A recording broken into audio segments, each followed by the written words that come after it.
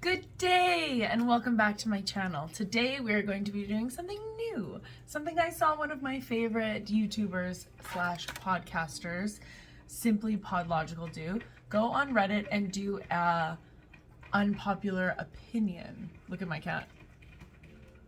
There's a cat toy in that top hat box that she's dying to get. So she's like, scratch, scratch, scratch. We were just playing with it. So, Laura.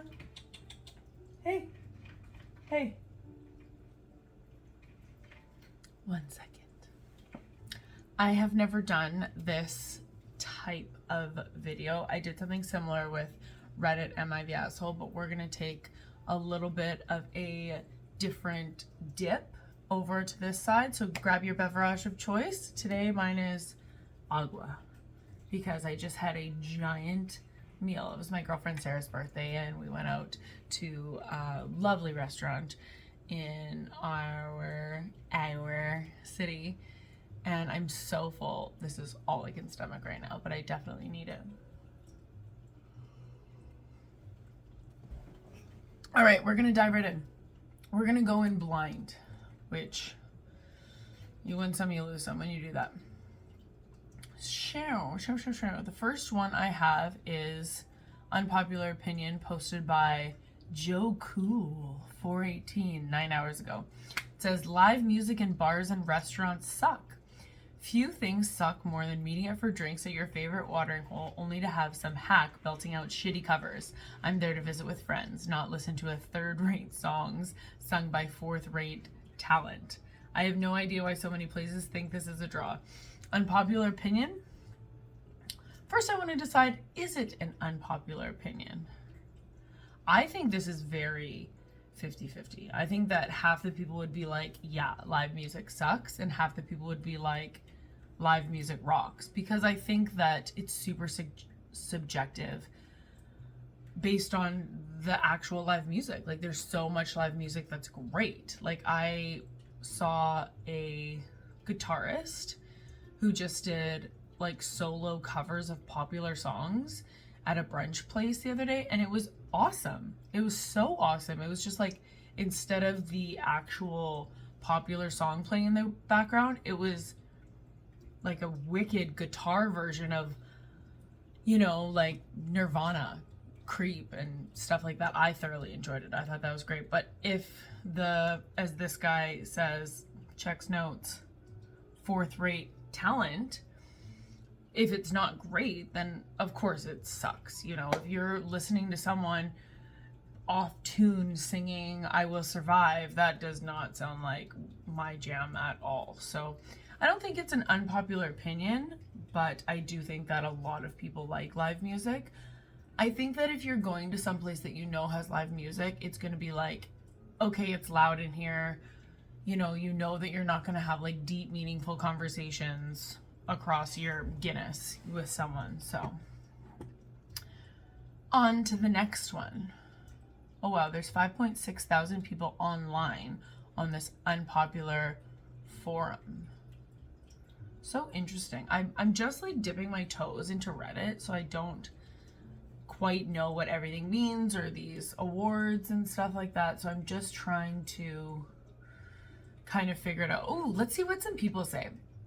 One thing that this YouTube channel, Podlogical, who are also Canadian, which I love, I just started watching them, and I definitely, go through phases where I'm like obsessed with true crime for a little bit, or obsessed with makeup stuff for a little bit, or obsessed with like Pack With Me's or whatever, and right now it's very much, I feel like this is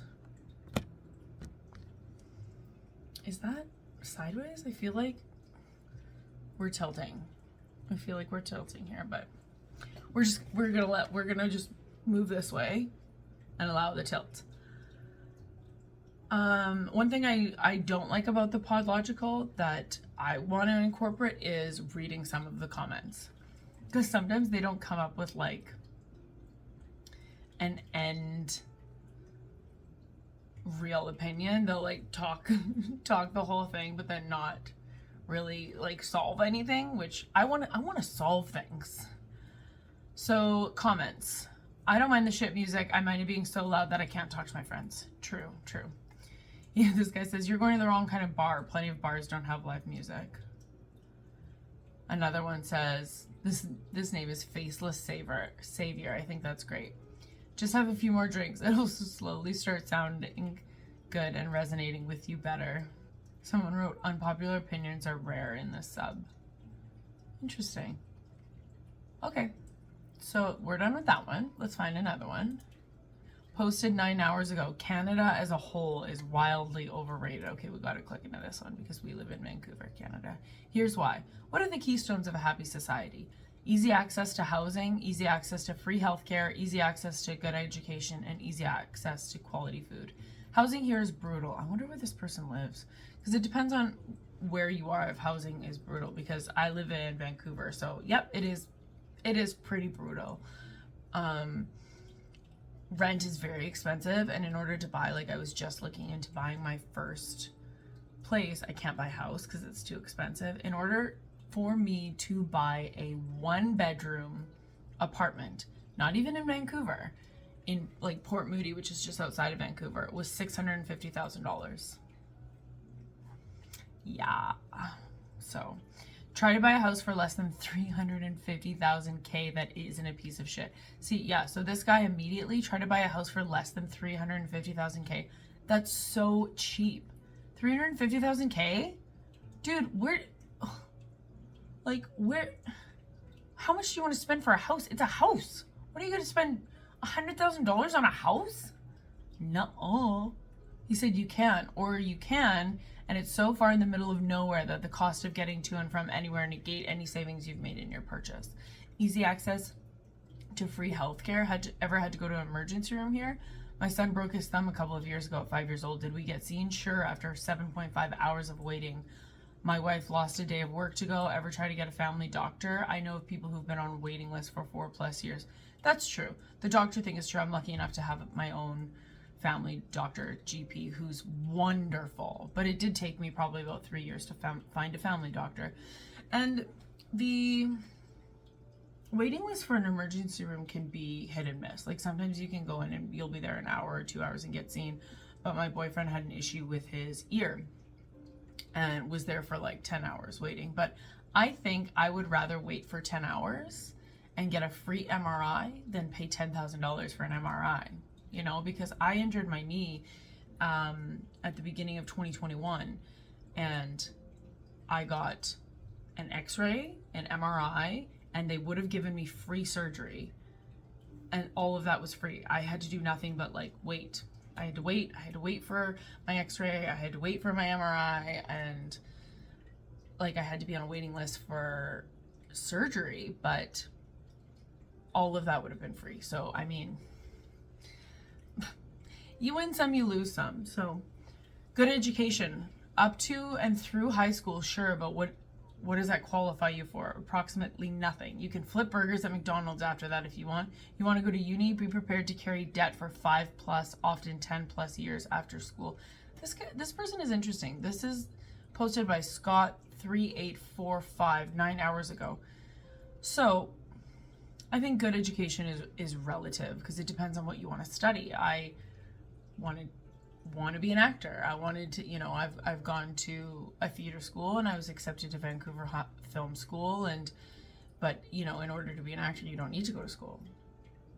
In order to be a doctor, you need to go to school. I didn't want to do that. So, and I do know that there are a lot of great medical schools within Canada. I think that compared, like it's subjective compared to what? So you can get a good education here and pay, I don't even know, honestly, $20,000, $30,000, $50,000.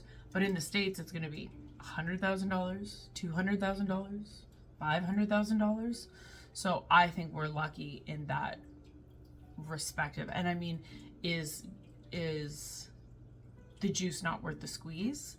Is it not worth paying $20,000 for a master's or whatever in order to make $200 an hour when you're a psychologist, you know? So I feel like this guy's just a negative Nancy. But let's continue. Good food? Question mark. Good luck. Fruits and veggies are meh at best, and cost a fortune. A head of iceberg lettuce is $6 where I am right now. Red peppers at $5 a pound. Steak, $40 a kilo for any cut that isn't shit. Dairy sucks. Europeans that drink milk or have eaten butter here know what I'm talking about. Restaurants are prohibitively expensive for anywhere that isn't just reheating industrial garbage. Also, Canadians aren't nice. We're polite. There's a difference. We'll say sorry if you bump into us, but politeness will overshadow honesty. You ask a Canadian if they want to hang out sometime. If they do want to, the Canadian will say, yeah, totally, we should. And then tell people you suck once you're not around. What is wrong? Who spit in this guy's cornflakes? This is so, like, food is expensive. For sure. But food is expensive a lot of places right now. Like, in the UK, they can't afford their electricity. People are burning their electrical bills in the streets in protest because it's so expensive that they can't afford to stay in their homes. If fruits and vegetables, we could grow. If you're dying, you can grow fruits and vegetables and you can make bread. Meat is expensive, sure. 100% meat is expensive. Food is expensive right now, but I mean, that's not just Canada. Also, he said, if you ask a Canadian if you want to hang out sometimes, they'll say, yeah, totally, we should, and then tell people you suck once you're not around. I have never done that in my life, and I am a Canadian. You're hanging out with the wrong people. I don't know who hurt you, but get new friends, because those aren't friends, and all Canadians aren't like that. I have wonderful, wonderful humans in my life. It makes me sad, actually, that this person is like this. Continuing, it's cold here, and spring takes forever to be done with, and then summer's too hot. And the mosquitoes, don't even get me started. Okay, so it's cold, and then it's cold in spring, and spring takes forever, and then the summer's too hot. I think that's it for now. We ain't the worst, but we're far from the best. Rant over. Wow, this person, I don't think Canada is over it. You're right, this isn't an unpopular opinion, and I think this guy is just not a happy camper. Not a happy camper. Okay, let's read some comments because I'm super interested to see what these people say. Comment number 1. 8 hours ago, my Catsy 2099. I don't know, sounds like all of the doesn't sound all that different from my experiences with young kids here in Texas, with an employer providing insurance and emergency rooms, unless I forked over way more for urgent care or something. We just have added the illusion of choice, you know, because I can up and leave my job whenever because housing is so reasonable here, and right to work and all that shit. I use all my personal time off, you know, because it's legal, and of course my boss has no issues and just won't I was fired for not doing my job. It sucks all over. It took forever to find a non-toxic situation, and shit, how long is that gonna last? Education, high school diploma, and a bit of drive with the basics can get you far. I agree. I don't know, but I feel y'all may have a bit of a better base. Gonna really be hard to tell from our individual perspectives, though. Need some data or some shit. I agree. Okay, let's see what this other person says. School's really affordable in Canada. $7,000 a year tuition covers usually like $1,000 to $2,000 in grants. OSAP covers usually $1,000 to $2,000 in grants. If you're going into that much debt for an undergrad, you fucked up somewhere. Plus, there are scholarships. I ended up paying $1,200 a year for all 4 years of undergrad. That's amazing relative to other countries. Hospital wait times are longer when you are not truly an emergency. I go to the walk-in if it's something simple like a broken thumb or toe. I go to the ER when my appendix burst, or if I'm peeing blood, or if an asthma attack is killing me. Go figure, I only ever wait an hour tops. Food and housing are expensive, no doubt. Canadians are polite for sure, and at least in Toronto I find them friendly and outgoing. It's a hugely diverse and welcoming crowd. Minimal prejudice and lots of amazing food choices. I like that.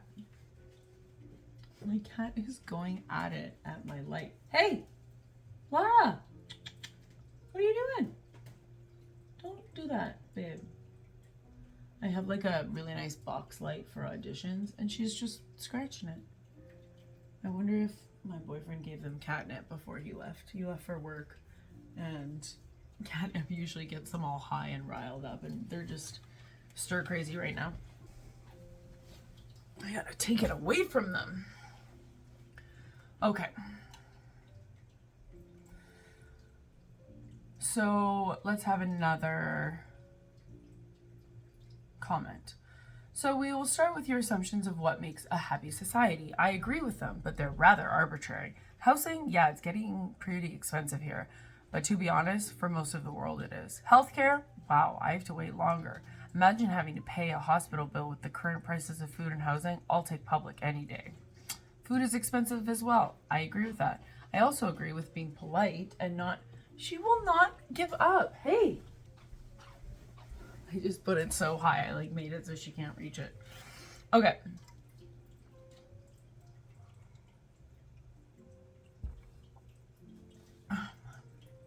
Cold sucks. Bugs aren't everywhere though. I think you're missing out on a couple benefits. Plenty of green spaces still intact, a nice diversity of people and politics wherever you go, poutine, democracy. There are so many countries in the world in worse situations than us, so it's wrong to say that we are overrated. I agree. But I do think that this is an unpopular opinion, and for that, I respect being put into the unpopular opinion subreddit of Reddit, because I think a lot of these may not actually be unpopular opinions. So moving on, because that guy was such a pessimist. Okay, parents are unreasonable with their child's time. Unpopular opinion. Let's continue before I make my thoughts known. Most adults expect standard working hours and set assignments with a reasonable time frame.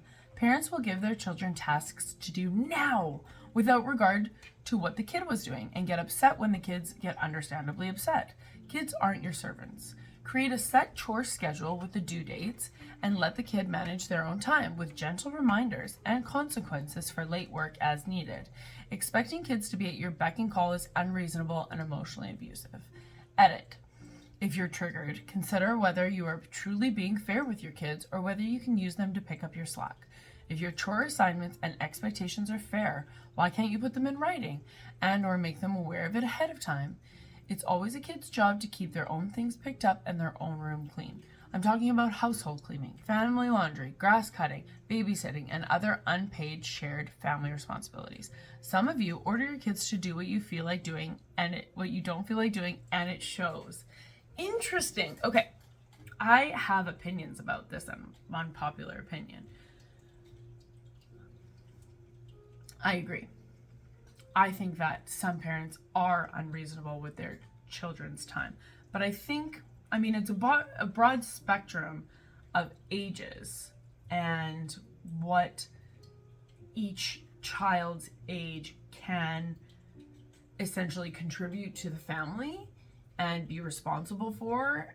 And I think that's kind of something, as a first-time parent, you're just learning as you go. But I stemmed from a family where my parents were very unreasonable with my time. They were great about getting me to soccer or getting me to where I needed to go, but I very much grew up in a household of if I ask you to do something, do it right now.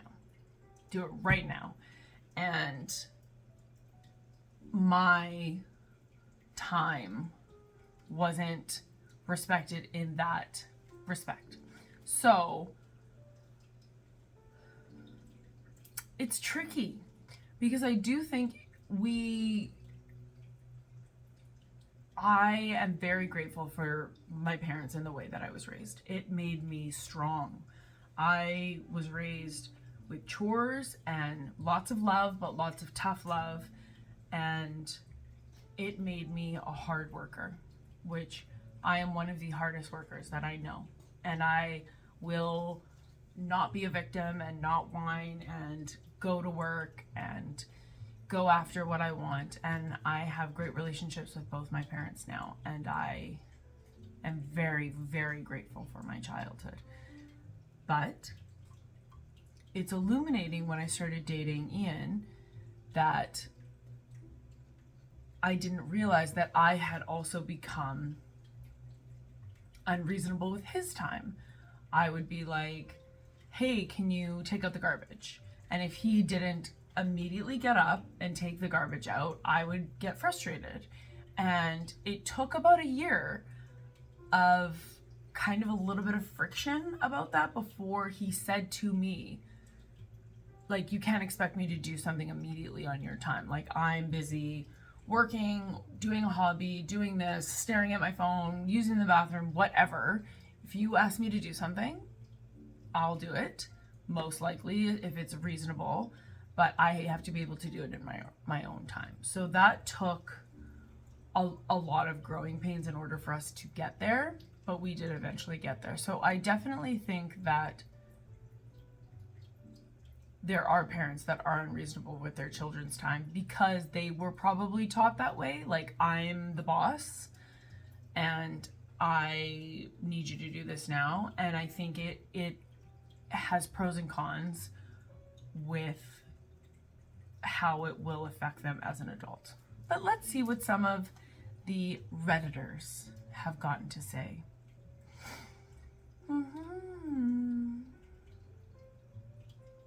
Creating a chore list with due dates is helpful for older kids, but try telling a 5-year-old that they need to finish cleaning their room by 3 p.m. on Friday, when they have no idea what any of that means. And then consequences for late work, ? Give more age-appropriate response, like 10 minutes and 5-minute timer, so they can start to understand time management. I get that. I totally think that's reasonable. Yeah, just use an egg timer. Timmy, when this goes off, I will be selling all your toys unless Daddy's car is nice and clean. That's really funny. My wife and I use Alexa for exactly this reason. The little shit flipped it on us, though. On a Sunday morning a few weeks ago, I was trying to sneak in a few minutes of video games, and my son runs in and asks when we were going to the beach. I said something like, we'll leave in like 10 minutes, buddy. He walks away, and I hear him say, hey, Alexa, set a timer for 10 minutes.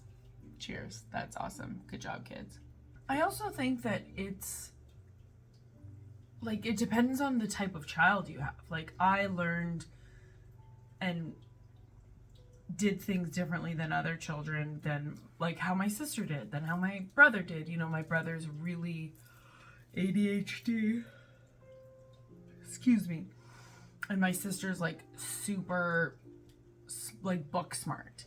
And I was very creative. So my strengths were different than my siblings, and asking us to do tasks, we would react differently or do things differently. Like, I would be way better at cleaning the bathroom than my brother, and my brother would be stronger in, you know, helping to make dinner because he was older than me, and he, you know, was more comfortable using the stove or whatever. So I think it also depends on your kids.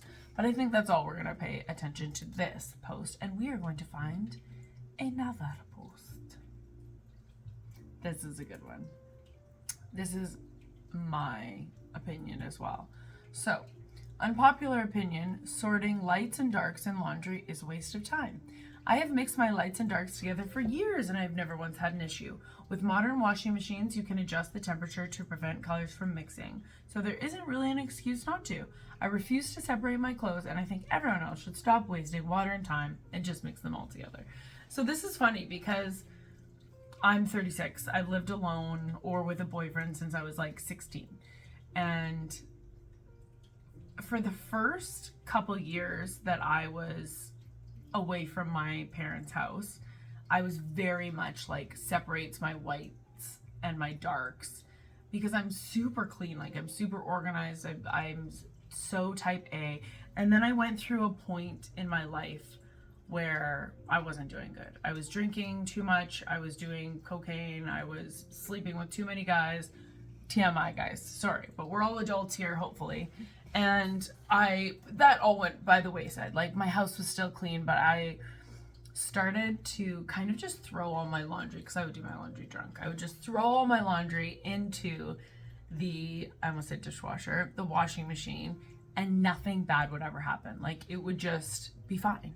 My whites would be fine. My darks would be fine. I never once had any issue with any bleeding. So to this day, I do not separate my whites and my darks at all. If I have something new that's really dark or like a weird color, I might run it through and like once by itself. Like if I'm pretty good with clothes that I can tell when something's gonna bleed, and so I'll just like rinse it or like hand wash it or like run it through by itself once, because I'm like, that's cheap, that I can tell that might have a bleed on it.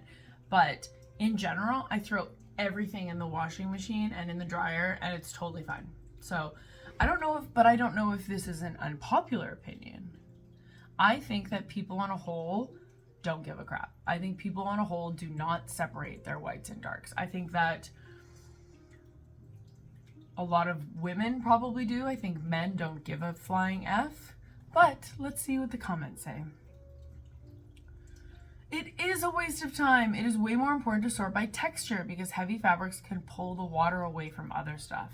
You should only sort color for pieces with very delicate colors or that are new and could stain other stuff. Those things get hand washed. See? Temperature is not the only issue when this became a habit. Laundry detergents have come a long way since then, but many people still use bleach on their whites and they need to separate. But whatever works for you, keep on trucking, I guess. And that's true, because I have like work shirts, like button-up work shirts that are white, that I will like, because if I wear a white shirt that has a collar, makeup is getting on that collar. No matter what I do, I'm like looking down, Jabba the Hutt, like makeup is getting on that collar. So I'll spray my collars where makeup is with laundry like stain remover, and then I'll soak them in OxyClean, and then I'll wash them, and that's the only time, because I'm using bleach with that, and that could ruin another item of clothing, which would suck because I love my clothes. Cute dress, right? Adorable. Agree entirely, but I do sort very dirty and not that dirty. Like underwear and t-shirts go in the very dirty bucket by definition, but a collared shirt does not. And then I blast the very dirty with extreme heat and strong soap while being gentler on the non-dirty group. I do that too. So interesting. Laundry's gotten simpler over the years, that's true, but you should still be careful about lights and darks, especially if you're getting your clothes from cheap places like Shein. I'm being called out, guys. I'm being called out. I shop at Shein. This is from Shein. As I was just like, oh my God, do you love my dress? It's from Shein. So funny. Cheap dyes run. No amount of temperature adjustment or fancy detergent is going to change the fact that cheap dye is going to run. But I haven't had an issue with this. So interesting. Okay, this is probably a stupid question, but I'm 4 years old and I've never sorted laundry by color. What exactly is the reason for doing this? I should probably ask this on the Reddit no stupid questions, but since we're already on that topic, so funny. I remember as a kid 15 years ago, I would separate the laundry by colors: reds, whites, mixed darks, blues, greens, and there would be like 6 piles of laundry on the floor. That was entertaining. I thoroughly enjoyed that unpopular opinion subreddit. Let's find another one. That was good. I always have fun doing these. Thank you, Jamie, for my on-air sign. I know she wanted a shout out, so here's your shout out, Jamie. Love the on-air sign. Do you like the matching ambiance we have going on here? Okay, we got another one. English food isn't that bad. And by English, I think they mean like UK food. This is posted by Dwayne DeRozan. As an Asian person who appreciates all cuisines, I must say that English food and Western food in general kind of gets unfairly dumped on. My favorite cuisines might be Asian, Vietnamese, Chinese, Thai, Indian, but I still enjoy foods from everywhere. African cuisine is bomb beyond belief. MENA cuisine is great, as is oh my god, guys, LATAM? No idea. English food is on that list too, and it isn't that bad at all. Sunday roasts, English breakfasts, fish and chips, and stews for days. There's a lot to enjoy as well. I agree with this unpopular opinion, and I think that it isn't an unpopular opinion. I think that it's a cliche that, you know, English food is bland, or, you know, they're not great cooks or whatever. But I've been to England, I've been to London, and I enjoyed so much food there. And it's interesting that they said one of their favorite cuisines was Indian, and yet the national dish that people don't really realize about the UK is curry. curry has so much freaking flavor. It has so much flavor, and it is one of their national dishes. And people like don't seem to realize that, or like they overlook it or something because it wasn't actually like created in the UK. But if you go to England, every second street has a curry place. Like at their pubs, at their bars and stuff, they will sell curry. And those are some of my favorite foods. Sunday roasts. Who doesn't love a Sunday roast? Yorkshire pudding? Come on. English breakfast? It's like a full breakfast. It's like sausage and eggs and toast and beans and roasted tomatoes. Chef's kiss. Fish and chips? Fish and chips? I've worked at like 50 different restaurants in my restaurant career, and almost every single one of them sold fish and chips. Do you know why? Because people love a good fish and chips. People love a good fish and chips. So I do think that this isn't an unpopular opinion. I actually think that most people like these things. I think that it's just like a cliche. You know, they're like, oh, English food is bad and bland. But I don't think that's true. I think it's just a joke, really, more than anything. Let's see what they say. 12 hours ago. Lou Wyatt. It's British food, not English food. Okay. British food you can tell this person's American because they're like, English food is us. We're English. But it could be used both, right? British food can be really good, but most of the best dishes are stolen from all around the world. For example, tikka masala. Even things like fish and chips really are quite new in the UK compared to other countries. British do steal just about anything they can, but I don't know that we can say tikka masala was stolen, as it was created in Britain by a Muslim expat who just passed away last year. Interesting. Tikka masala is an example of an inauthentic Indian dish. It was invented in the UK, but it was invented by a Bangladesh cook who was cooking Indian cuisine, so it's only British in the location of the invention. The type of cooking, and the cook himself was British. We got a freaking battle going on in the comments here. Lou Wyatt versus NEFE. Woo! I mean, East Pakistan was the thing at one point. You technically made them British, even if you view them as less than British or not British. The dish fish and chips, as we know it, originated in England. Neither chips nor cooking fish was invented in the UK. I feel like combining two already existing meals doesn't really count. This is so interesting. People get freaking heated. Then what does count? You can pretty much take any dish and break it down like that. It's very rare that a dish is 100% from one country. Pizza is essentially just cheese on top of bread, which existed for a long time before anyone called it a pizza. So should Italy lose its claim to that? That's a bad example. Traditional pizza doesn't even have cheese on top of it. It's getting spicy. It's getting spicy. We're going to ignore all these people and their argument and move on to what other things. British food can be good. I like the pub fare. The true offense is British beer. You go there and it's all watered down. 4%. No wonder you can drink 5 of them. You get more full than buzzed from that. It's completely different drinking something rich like a 9% stout. True. Dude, I'm from Canada where they piss in a cup and carbonate it. RIPA stands for it fucking sucks. That's funny. Dude, I forgot mushy peas. Oh, I didn't think I'd like mushy peas. I went to London in like right before COVID hit. I was there when it really got bad and the world shut down, and I had to emergency fly home. It was the first time I ever tried mushy peas, and I loved them. And then I came home and met my British boyfriend 8 months later, and I made him mushy peas, and we're just both in love. Mushy peas, Yorkshire pudding, fish and chips, all good. So we are moving on from this unpopular opinion, and I don't think it is an unpopular opinion, so you do not belong in this subreddit, monsieur. All right, we are going to do one more. Okay, I got a good one. Measuring babies' ages in weeks after they are a month old is dumb. Reese9951 says, it's incredibly dumb to refer to babies as the number of weeks old after they are a month old. Once you get to a year old, it is dumb to use months and weeks. You should be using the largest appropriate measurement, for example, like 1 year and 9 months old, not 21 months old. I don't think this is an unpopular opinion. I think this is a very popular opinion. I think anyone that doesn't have kids hears someone say, oh, I have a 30-week-old child, and doesn't care enough to do the math and goes, great, and like rolls their eyes a little bit. I think people don't care.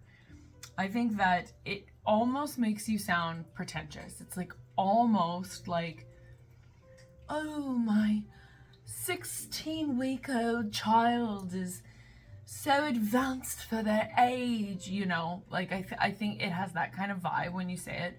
I am not a mother. Do not come for me. Do not come for me. I know why you do it. I know, at least I think I know. I think the reason you do it is because there are like certain growth markers at every age. It's like, you can't just say to your doctor, like, my 3-month-old child. You have to say, my child is, 13 weeks, because the like growth age markers, like they should be doing this at 13 weeks rather than like 12 weeks, rather than 14 or 15 weeks, until the next month. So I think that's where it stems from. They probably just get in the habit, and because it's like so fresh and so new, they're probably counting by the week, like it must be super, I don't want to say overwhelming, but just like you're so in it. You're so in that new baby world that it just must be, you kind of get lost in it, and that just becomes your verbiage. And when you're talking to other mothers and you're talking about your kids and, maybe you're on those like mom baby forums or whatever, I think that could be really kind of dramatically different when you're talking to those type of people, whether you're talking about like a 8-week-old or a 11-week-old, that's probably really different. I don't know, again, as I don't have children, but I know as someone who doesn't have children, it's annoying because I'm not gonna do the math in my brain. Like, if I'm like, oh my God, your baby is so cute. Like I saw my girlfriend tonight. It was her birthday. She's from Calgary. Her son is 4 months. And when we were talking about it, she said 4 months. If she said, oh guys, this is gonna be embarrassing, 12 weeks, I wouldn't have even cared to do the math. Like, it wouldn't have. 4 months is like a verbiage I can like swallow comfortably and understand. 12 weeks, I would be like, oh my God, 12 divided by 4. Oh, it's not 12 weeks, guys. Oh shit. God, see, make me sound dumb. 4 months, 4 times 16 weeks. Sorry. I swear I'm smart. Math is not my strong suit. Anywho, let's go to the comments. Let's go to the comments. Let's go to the peanut gallery here. The first comment 15 hours ago says, I work with young children. There's a massive jump between what I would expect a 1-month-old, a 6-week-old, and a 2-month baby to be doing. Medically, you also have a 6-week check and a 16-week check for babies. Those aren't in months. It's all about developmental milestones. See, I was right. This is why people do it. 4 weeks and 6 weeks are dramatically different in terms of infants. You're talking about a 50% difference in the life lived. Yeah, right? Development changes from week to week, even after a month. It doesn't change until month to month later. A child that's 6 weeks old is a lot different. Blah, blah, blah. And someone says it's easier to just count up the months. You really do live week by week or month by month, probably until they're 18 months. It also rolls off the tongue better. There's an absolutely massive difference. Okay, so I was right. So again, people find it annoying, or I guess at least I do, but there's a reason for it. So you are forgiven, parents. You are forgiven. Just don't expect, if you tell me that your child is 16 weeks old, for me to automatically do the math and think that's 4 weeks. Oh my God, guys, that's it for the video. Thank you for staying. If you have, I really appreciate it. Please like and subscribe and even leave a comment, because that'd be nice. I'd like that. Stick around for my next video. Love you tons. Thanks for being here with us. Be well.